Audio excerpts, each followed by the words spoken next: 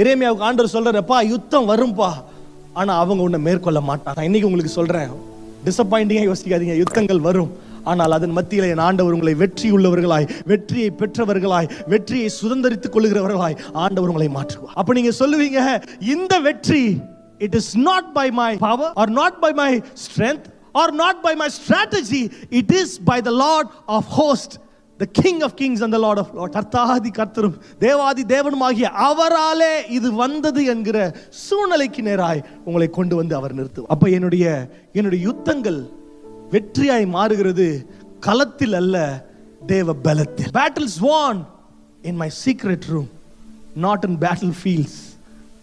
உலகமே அப்படிதான் சொல்லும், என்னடா ஃபீல்டுக்கு போகாம எப்படிடா யுத்தம்? எங்க யுத்தமே வேறப்பா. யோசபாத்துக்கு தெரிஞ்சிருந்தது, எத்தனை சீரிய தேசமே வருது, அம்மோனியர்கள் வருவாங்க, இவங்க வராங்க, அவங்க அந்த வசனத்தை வீட்டில் போய் படிச்சு பாருங்க. எவ்வளவு எதிரிகள் வந்தாலும்